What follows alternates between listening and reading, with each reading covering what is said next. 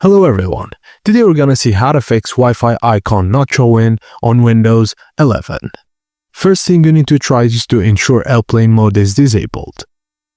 Click on the taskbar on the bottom right corner and make sure that the airplane mode is turned off. If it's on, just turn it off and try again.